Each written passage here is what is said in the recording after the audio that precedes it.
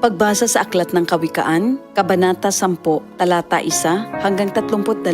Ang mga kawikaan ni Solomon. Ang matalinong anak ay ligaya ng magulang, ngunit tinik sa dibdib ang anak na mangmang. Ang yamang buhat sa masama ay di papakinabangan, ngunit ang katuwiran ay maglalayo sa kamatayan. Ang matuwid ay binibigyan ni Yahweh ng kasiyahan, ngunit ang masamay kanyang ginugutom naman. Ang kamay na tamad ay tiyak na magdarahop, ngunit magbubunto ng yaman ang kamay na masinop. Ang nag-iimba kong tagaraw ay nagpapakilala ng katalinuhan, ngunit ang natutulog kong anihan ay nag-iipon ng kahihiyan. Ang matuwid ay mag-aani ng pagpapalat kabutihan, ngunit ang bibig ng masama ay nagtatakip ng karahasan. Ang alaala ng matuwid mananatili kailanman, ngunit pangalan ng masamay tiyak na mapaparam. Magandang payo ay tinatanggap ng pusong may pangunawa, ngunit kapahamakan ang wakas ng mangmang na masalita. Ang namumuhay ng tapat ay pinaghaharian ng kapayapaan, ngunit ang may likong landas ay malalantad balang araw. Ang malilikot na mata ay lagi sa kaguluhan, at ang bibig na maluwang hahantong sa kapahamakan. Ang bibig ng matuwid ay bukal ng buhay, ngunit labi ng masama ay nagtatakip ng karahasan. Sa hari-saring kaguluhan ang bunga ng kapuotan,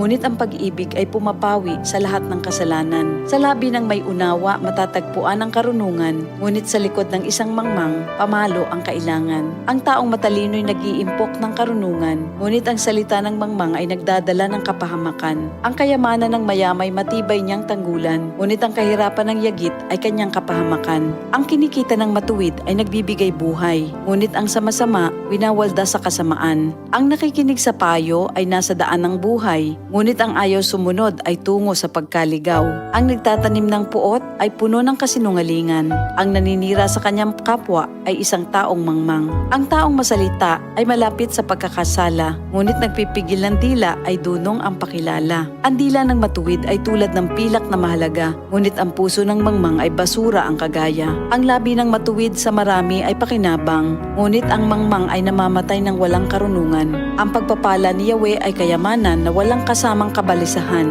Ang paggawa ng kasalanan ay kasiyahan ng masama, ngunit ang mabuting asal, kasiyahan ng may unawa. Ang kinatatakutan ng masama ay magaganap sa kanya, ngunit ang hangarin ng matuwid ay matatamo niya. Tinatangay ng hangin ang taong masama, ngunit ang matuwid ay gusaling di magiba. Kung paanong ang usok ay nakakaluha, ang suka ay nakakangilo, gayon ang tamad na alipin sa kanilang mga amo. Ang paggalang at pagsunod kay Yahweh ay nagpapahaba ng buhay, ngunit ang mga araw ng masama ay hindi magtatagal. Ang pag-asa ng matuwid ay may magandang kahinatnan, ngunit ang pag-asa ng masama ang dulot ay kabiguan. Si Yahweh ay kanlungan ng mga taong matuwid, ngunit kaaway sila ng taong masama ang hilig. Ang matuwid ay mananatili sa kanyang dako, ngunit ang masama kung saan-saan matutungo. Ang salita ng matuwid ay nagpapakilala ng karunungan, ngunit ang dilang sinungaling ay puputuli naman.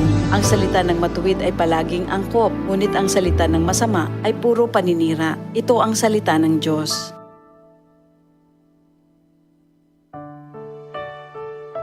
DCXL 558